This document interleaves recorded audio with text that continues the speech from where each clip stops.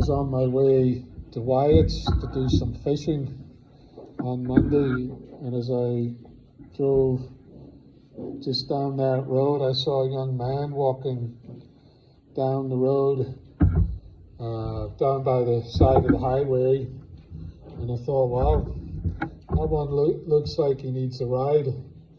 So I immediately went to fishing and felt appropriately guilty about it. I was there, I was waiting for a phone call, so I watched him going down the road, so I thought I'll go down, do a bit of fishing, and I'll take this phone call, and then I'll have another look for him. Well, right enough, after I took that phone call, I got thinking I better go look for him, so I went on down the road.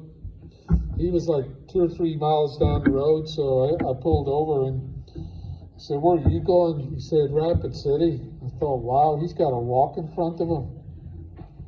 I says, "You want a ride?" And he's like, "Sure." So he jumps in.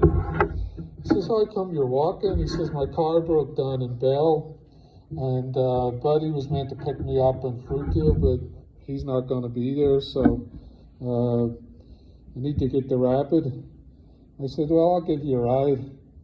He says, "You know why I'm doing that, right?" He's like, "No." I could hardly see him under the mop of hair and the baseball cap. Occasionally you just see a pair of eyes. So I picked my Bible up. It was sitting by the windshield. I said, "There, you know what that is?" He's like, "Yeah, it's a Bible." I said, "Well, I'm picking you up because I'm a Christian, and that's what we should do, right?" He's like, "Yeah."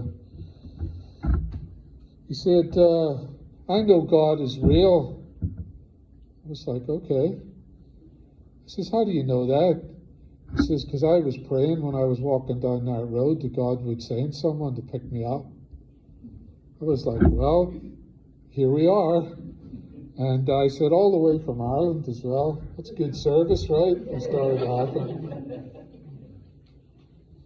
And then he kind of opened up a little, prodded him on a few things. And then he told me, he says, I need to get with God. I can't remember how he put it. He says, "Because I've been doing wrong." I said, "Okay."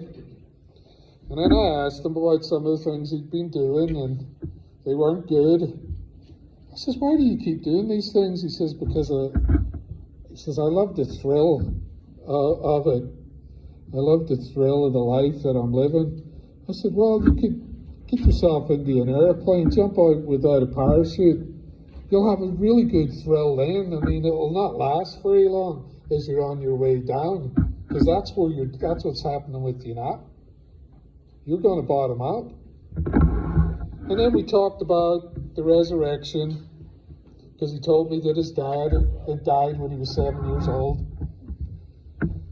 He says, What do you think of the idea that you could put your hands on him again? That he'd be able to hold you and you'd hold him, and there was movement in his part. He's like, "Well, how can that happen?" Well, I said, "That's why Jesus came. Jesus came so there's a day where there's going to be a resurrection, where all those who went into the grave are going to come out of the grave again." And I said, "Your Father's going to do that." And so he was listening, and then we got on to the judgment. I said, "Because on that day there's going to be a judgment. Separation of the sheep and the goats. The righteous are going in at the right hand, are going into the presence of the Father. The wicked are going to hell." And then he asked some questions about that, and there were probing questions. They were good ones. And then we talked about how no one's getting away with anything in this world, including him. All of his victims, all of them are going to get justice when Christ comes. And that's the good news. And then being a Native American boy, we talked about those who made deals with his ancestors and ripped them off and did all kinds of evil. Not that they weren't doing all kinds of evil too, but that went on. And so we talked about how there's going to be justice for that too. And the conversation went on, that we talked about how this whole world as we know it is all going to be changed forever. And he asked questions. Well, how's that going to work? Who's going to be there? Won't we get bored in a new heaven and earth, the home of righteousness? So we answered those questions. But it was interesting to me that during our conversation, I started to realize this boy had never heard this before. Never heard it before in his life. That this whole thing, this whole world as we know it, is passing away and a new one is coming. And what good news it is for him and for the whole world around us. This truth, we left with him, dropped him off at the mall in Rapid. He wasn't going home because he was going to get up to no good. You could tell that, because there was other guys waiting for him. But we left him, and I said this, give him my card. I said, Jordan, I don't like going to prisons and visiting people, but I will. I said, but if I have to come and visit you, remember this, you've been warned. And if I come and visit you, and there's glass between the two of us, I'm not coming with another message. Because this is the only hope that you have. Jesus Christ. In this new world that's coming. And he thanked me. And it was a real thank you. It was a look in the eye. Thank you for the ride. And off he went. But he got the good news. He got the good news that this world is going to be changed. And that's what John says in 1 John 2, the text that Timothy read for us this morning. He says, do not love the world or the things in the world. If anyone loves the world, the love of the Father is not in him. For all that is in the world, the lust of the flesh, the lust of the eyes, the pride of life, is not of the Father, but is of the world. And the world is passing away. Verse 17 there. The world is passing away, and the lust of it. But he who does the will of God abides forever. I haven't seen it much around here, but when I was up in New England, we were up there for quite a number of years. You could tell, you would see houses that slowly over time, people would be living there and then they'd move out. And slowly over the years, you would see them start to become more decrepit and broken down. And then you might see another family come in, they do a bit of work on it, then they move out. And then sometimes you would see houses that no one moved into. And what they did was they put big red stickers on them. Outside, it was the government. Big stickers saying condemned. Now, I remember a number of those because the houses would be there for years. You would get used to them being there. It would become a landmark. You would say, yeah, I'm going to meet you, at the street where that red house is at the end of the street. I'll meet you at the coffee shop down there. You give directions by them.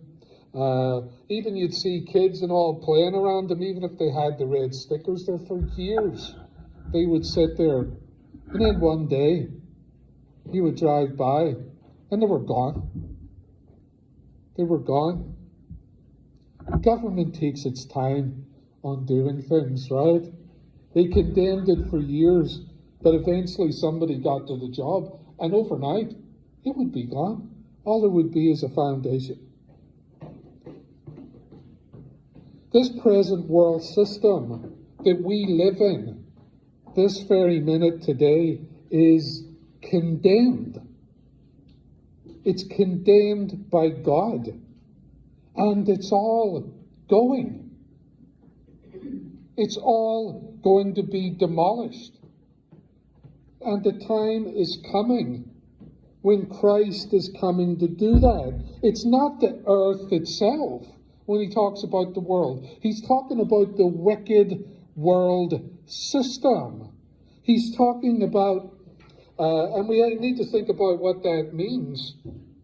When he says, do not love the world, he's not saying don't enjoy the creation. He's saying this world system, the way things are done here, this me, myself, and I way of living, it's going. It's going. So don't put that at the forefront of your minds and your actions. Because this way of living, it's all about me. I'm going to be the best version of me. I'm going to go out and get what I want. That way of the world that we live in is going. So don't be attached to it. The bulldozers are coming. And it's all going to be wiped out. And those whose lives are tied into this present world system, they're going to go down with it.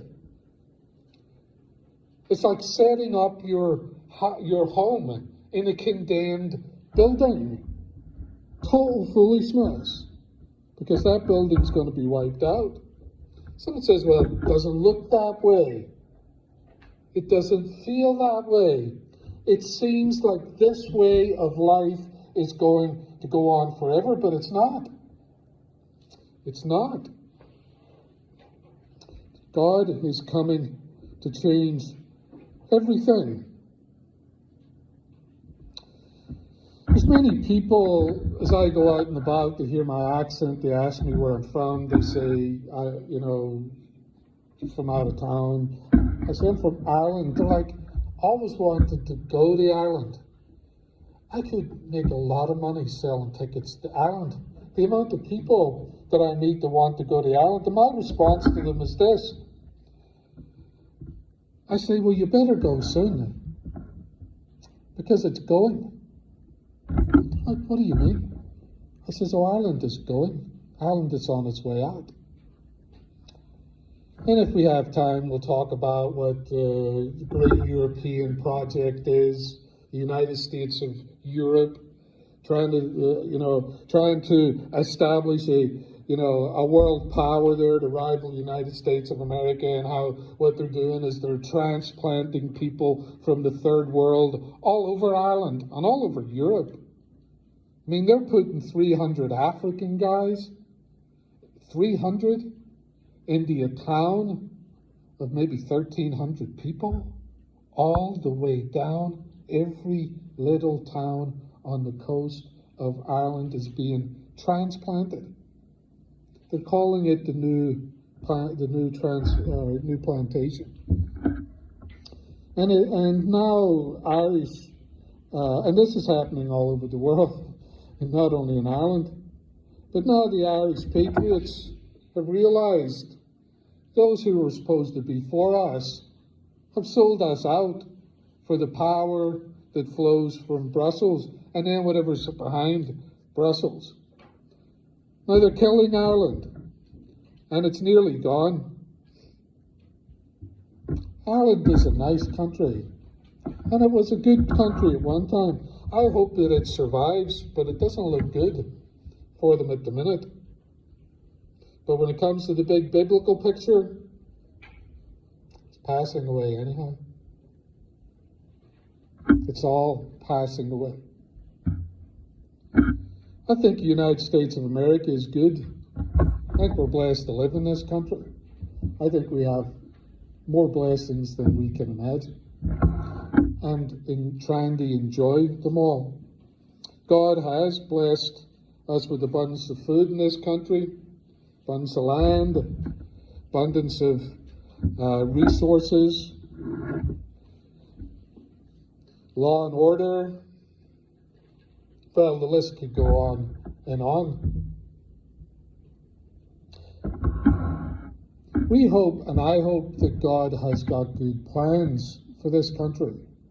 And quite frankly, I'm optimistic. It's only 250 years old. But when it comes to the big biblical truths, it's passing away too. We have to realize that. It's going. They're all going. God's plan is to bring a new creation, a whole new way of life for all men, regardless of what their flag is. When it comes to Ireland at the moment, as it tanks and goes under, some people are like trying to arrange chairs on the Titanic. They're like, let's try to hold this thing together, and they can't see that it's going under. Maybe God has other plans. I hope so. But that would be a terribly frustrating exercise in futility, wouldn't it? To try to arrange chairs on the Titanic, on a boat that is evidently about to go under. We know the system of this thing. This world is passing away. So we don't have to do that. We don't have the burden of saving Ireland, as a lot of my countrymen are trying to do now. And we don't have the burden of trying to save the United States of America. That's not something we've been tasked with. That's not our job to fix this thing. If you're burdened with that, you can lay that burden down, because it's not been given to you to do. Acts 19:26 there says this, the text that was read for us: God has appointed the times for the nations, and the earth and everything in it. God has appointed the times for the nations. God has done this. He has decided when and where they're going to be. Listen to the text again. This is Acts 19:26. And he has made from one blood every nation of men to dwell on all the face of the earth, and has determined their appointed times and the boundaries of their dwellings, so that they should seek the Lord in hope that they might grope for him and find him, though he is not far from each of us.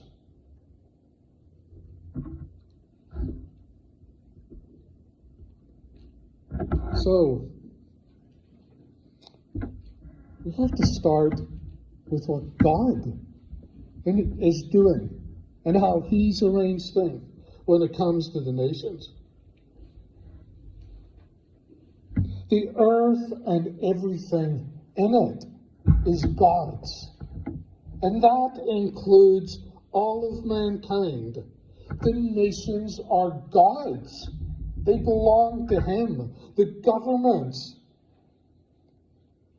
the federal and the state, are all God's. It all belongs to him.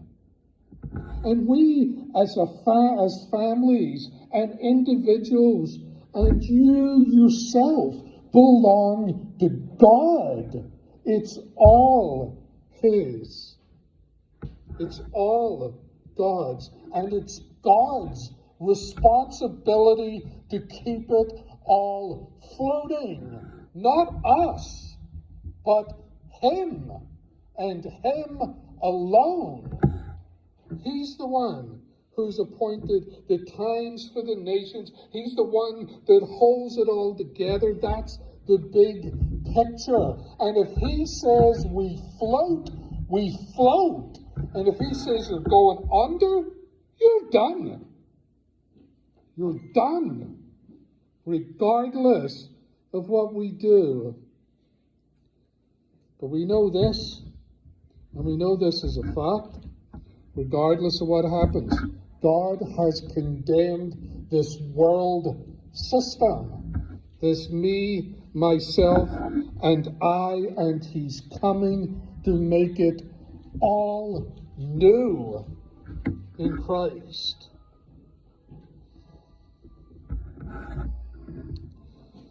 I can't remember the last time I ate a nice tomato. Can you?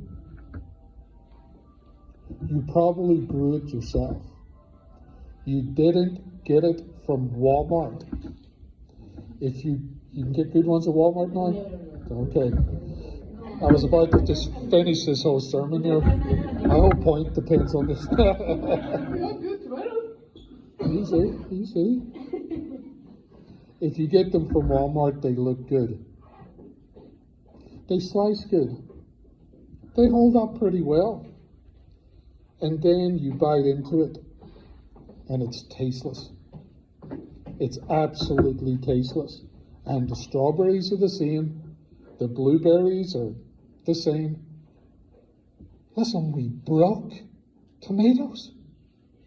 I don't know what they did, but we screwed over the tomato and the blueberries and the strawberries. We have wrecked the earth. We've broken it.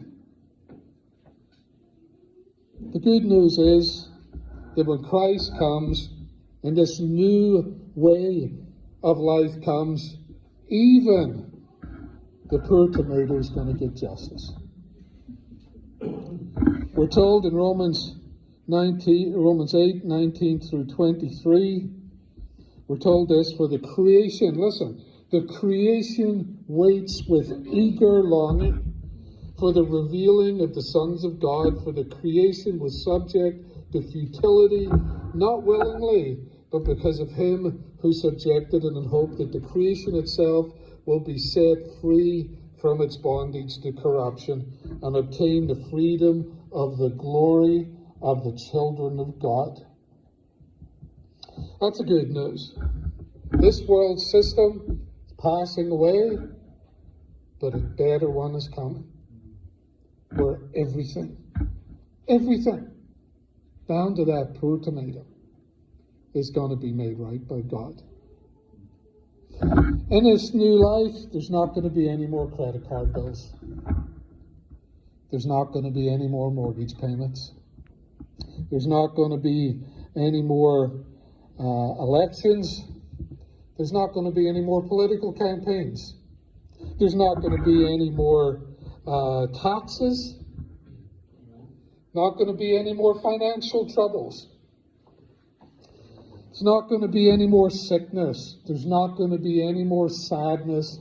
There's not going to be any more death. It's going to. There'll be no more wars. There'll be no more hatred. There'll be no more racism. I heard that this morning in the sermon. And they quoted this text. Good sermon as well. From one blood, God created man. One blood. Days coming when we're all going to be together under Christ, his family, the way it was always meant to be. And I wonder at that time, will we look back and think, was war real? Was there a time when people went to war? Isn't that crazy? Will we look back and go, did people really die? I don't, but did we dream that there was a thing called death? Will we look back and think, we were divided at one time? People thought because they were that color or that color, they should stick with each other. Crazy. I wonder if that's the way it will be. But here's the thing. We don't need to wonder, because a day's coming where we're going to know. We're going to know this new way of life. Someone says, well, how do you know this day's coming? And that's quite a big claim to put, that everything gets put right. Simply put, is the tomb still empty? The answer to that question is yes. The tomb of Christ remains empty.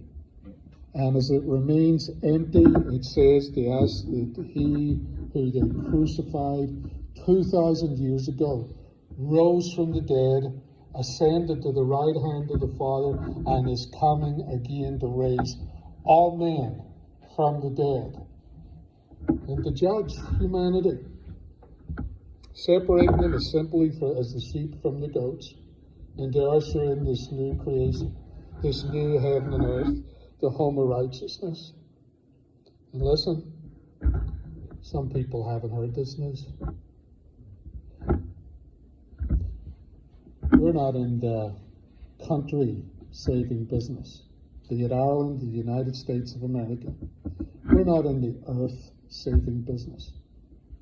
We're in the soul-saving business. And that's the job the Father has laid upon us. And that's the job that we're all doing together. So in light of that, and I want to wrap it up here, keep doing what you're doing, Christian. Keep living an honorable life. Continue to be honest. Continue to be truthful. Continue to be noble and kind and caring. And continue to be Christ-like. Don't quit. Keep it going. Because this love that we have for one another, this love that is growing for Christ and each other, there's a day coming when that's all there's going to be.